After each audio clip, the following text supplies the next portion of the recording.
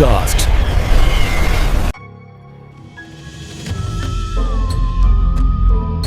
बेटा सुनो, जरा मुझे तुमसे कुछ बात करनी है। हाँ बोलो ना माँ, क्या हुआ? मैं कह रही थी, मतलब बहुत दिनों से सोच रही थी, तुम्हारी शादी की उम्र हो चुकी है। तुम कितने दिन यूं ही मेरे साथ रहोगी? अपने बारे में भी सोचो। माँ, क्या करूँ अपने बारे में सोचकर? आप हो ना उसके लिए। और फिर क्यों करनी है शादी? अच्छी खासी जिंदगी चल तो रही है अपनी। बात वो नहीं है बेटा, अब तू ही देख, तेरे साथ की रेशमा, उसकी शादी भी हो गई और अब वो पेट से भी है। मेरी भी इच्छा है मैं अपनी आंखों से तेरी शादी देखूं और तेरे बच्चे को अपने हाथों में खिलाऊं। रेशमा की माँ ने ही मुझे उस बाबा जी के बारे में बताया। तू भी एक बार सोच के देख, क्या पता शायद कुछ चीजें बदल जाए। ये सब चीजें मेरी समझ के बाहर है माँ, पर तुम कहती हो तो मैं चलती हूँ तुम्हारे साथ। तुम्हारी खुशी में ही मेरी खुशी है। शायद इन्हीं छोटी मोटी बातों में हमारे माँ बाप को खुशी मिलती है, क्योंकि वो भी हमें खुश देखना चाहते हैं। कुछ दिन बाद एक शाम अनु और उसकी माँ उस बाबा के आश्रम तक पहुंच गईं। आश्रम में बहुत सारे लोग थे जो बाबा से मिलने आए थे।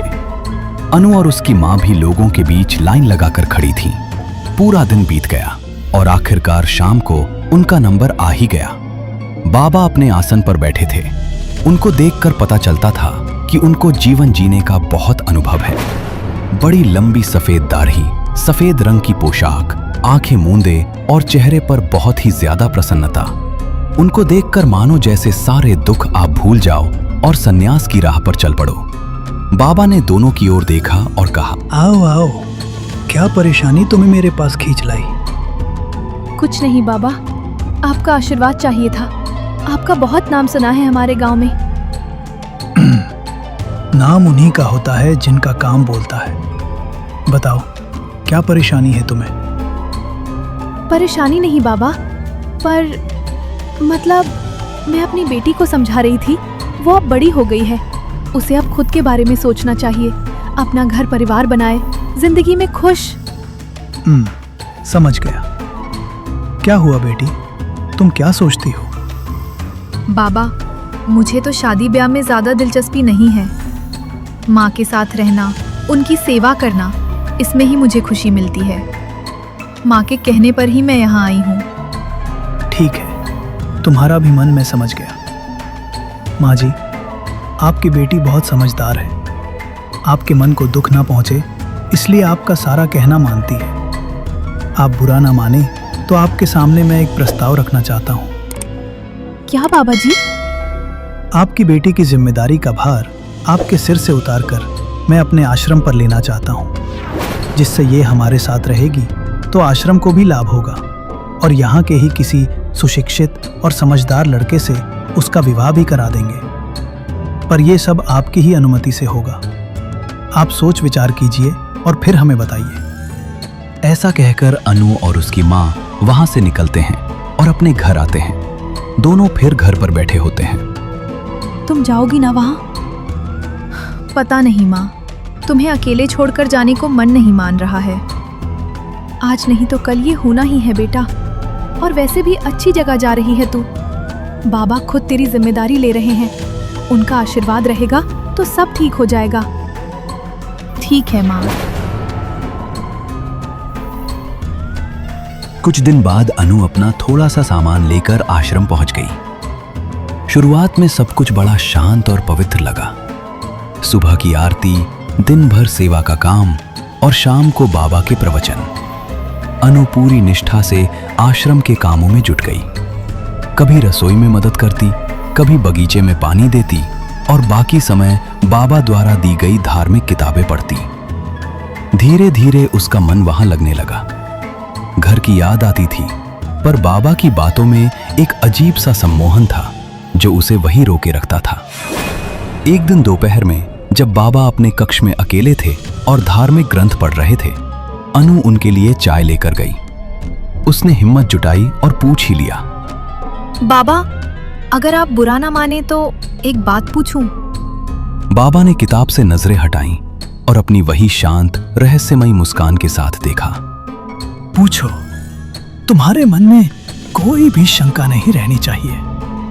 बाबा, मैंने देखा है कि कुछ विशेष रातों को आप कुछ लड़कियों के साथ पीछे गुफा की तरफ जाते हैं। वहाँ क्या होता है?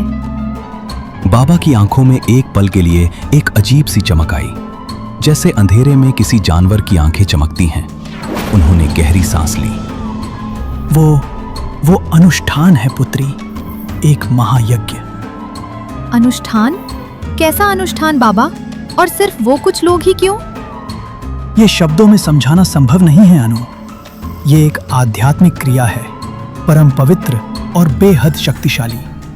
इसमें हम सीधा उस दिव्य शक्ति से संपर्क साधते हैं। इसमें भाग लेने का सौभाग्य हर किसी को नहीं मिलता। सिर्फ वही जो सच में योग्य हो, जिनकी भक्ति परखी जा चुकी हो और जिन्हें ईश्वर ने खुद चुना हो, वही उस ऊर्जा को संभाल सकते हैं। साधारण मनुष्य उस अनुष्ठान की ताकत से पागल भी हो सकता है।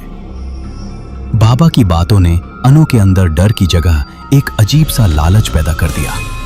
उसे लगा कि वो बाकी लड़कियां उससे बेहतर हैं जो उन्हें ये मौका मिल रहा है। वो भी योग्य बनना चाहती थी। योग्य? बाबा, मैं खुद को योग्य कैसे बना सकती हूँ? मुझे भी उस पवित्रता का अनुभव करना है। मुझे भी उस अनुष्ठान का हिस्सा बनना है। बाबा के चेहरे पर मुस्कुराहट गहरी हो गई। ये मुस्कुराहट अब शांत नहीं बल्कि कुछ और ही लग रही थी। समय आएगा पुत्री, जल्द ही आएगा। मुझे खुशी है कि तुम्हारे अंदर भी वो प्यास जागृत हो रही है। मैं समझ गया हूं कि तुम भी वो करना चाहती हो जो वहां होता है। अपनी सेवा जारी रखो, तैयार रहो। अगली अमावस्या शायद तुम्हारी ही बारी हो। अनु वहां से निकल तो आई, पर उसका दिल जोरों से धड़क रहा था। खुशी और डर का एक अजीब सा मिश्रण था उसके अंदर। उसे लगा बाबा उसकी भक्ति से प्रसन्न है, लेकिन वो नादान ये नहीं देख पाई कि बाबा की उस पवित्र दिखने वाली मुस्कान के पीछे एक भयानक शैतानी चेहरा छुपा था। अमावस की वो काली रात आ ही गई जिसका बाबा ने जिक्र किया था। बाबा खुद अनु के पास आए। उनके हाथ में एक पीतल का कटोरा था। पुत्री, इस पवित्र प्रसाद को ग्रहण करो। इसे पीने के बाद तुम्हारा शरीर इस दुनिया के मोह माया से कट जाएगा और तुम्हारा मन उस दिव्य शक्ति से जुड़ने के लिए तैयार हो जाएगा। अनु ने बिना किसी शक के वो प्रसाद पी लिया। बहुत अच्छे, चलो आज मैं तुम्हें उस गुफा में ले चलता हूं। अनु को यकीन ही नहीं हो रहा था। उसने बिना कुछ सोचे समझे बाबा के साथ जाने का फैसला कर लिया।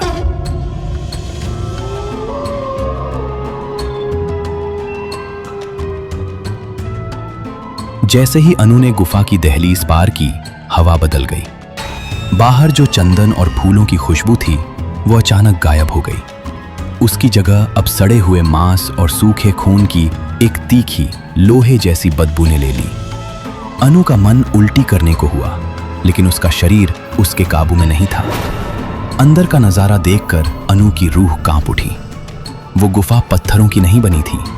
दीवारों पर चिपचिपा लाल रंग का पदार्थ लगा था, मानो गुफा की दीवारें मांस की बनी हों और सांस ले रही हों। और वहां वो चुनी हुई लड़कियां थीं, लेकिन वो ध्यान नहीं कर रही थीं। वो लड़कियां गुफा की दीवारों से जंजीरों से बंधी हुई थीं, लेकिन ये जंजीरें लोहे की नहीं थीं, बल्कि मांस के लोथड़ों जैसी दिख रही थीं। उनकी हालत देखकर अनु की चीख निकलना चाहती थी, पर हलक से आवाज नहीं आई। उन लड़कियों के पेट अप्राकृतिक रूप से फूले हुए थे, जैसे वो गर्भवती हों, लेकिन वो साधारण गर्भ नहीं था। उनके पेट के अंदर कुछ रेंग रहा था, कुछ ऐसा जो इंसान नहीं था। वो पेट बाहर की तरफ धक्के मार रहा था।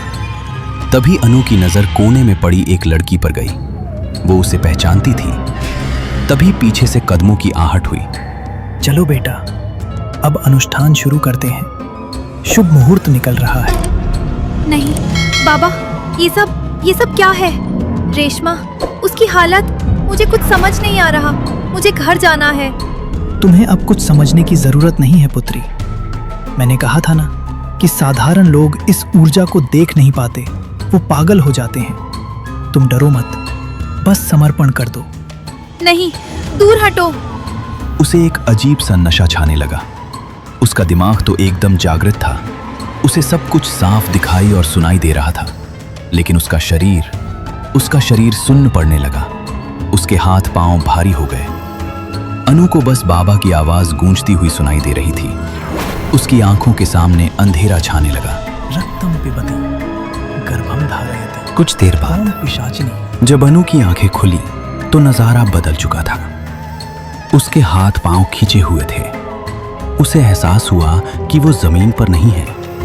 उसे उसी मांस जैसी धड़कती हुई दीवार से लोहे के कड़ों से जकड़ दिया गया था। उसके पैर हवा में झूल रहे थे। सामने जमीन पर एक हवन कुंड जल रहा था। बाबा उसके सामने आसन लगाकर बैठे थे और वो बहुत ही शांत भाव से मंत्र पढ़ रहे थे। बाबा, मुझे खोलो। ये क्या कर रहे हो आप? मुझे जाने दो। मेरे हाथ दुख रहे हैं। शोर मत मचाओ अनु। देवता के आगमन में विघ्न पड़ता है। शांत रहो, बिल्कुल वैसे ही जैसे रेशमा शांत है। रेशमा मर चुकी है। आप पागल हो गए हैं। आप साधु नहीं, आप राक्षस हो। मुझे जाने दो। मैं किसी को कुछ नहीं बताऊंगी। मैं कसम खाती हूँ, मैं यहाँ से भाग जाऊंगी और कभी वापस नहीं आऊंगी।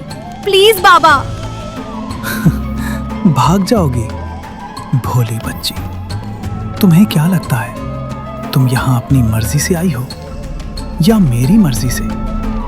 तुम्हें यहाँ उसने बुलाया है। किसने? मुझे नहीं जानना, बस मुझे छोड़ दो। जिसे तुम बाहर ढूंढ रही थी वो ईश्वर यहाँ नहीं है। यहाँ सिर्फ भूख है, सदियों पुरानी भूख, और तुम उस भूख को शांत करोगी। नहीं, भगवान के लिए मुझे छोड़ दो। मैं तुम्हारे पैर पड़ती हूँ। मुझे नहीं मरना, मुझे घर जाना है। मरना? कौन मर रहा है? तुम तो जननी बनने वाली हो। तुम एक नई नस्ल को जन्म दोगी। इसमें दर्द होगा, बहुत दर्द होगा, शरीर फटेगा, लेकिन चिंता मत करो, तुम्हारी चीखें इस गुफा से बाहर नहीं जाएंगी। नहीं।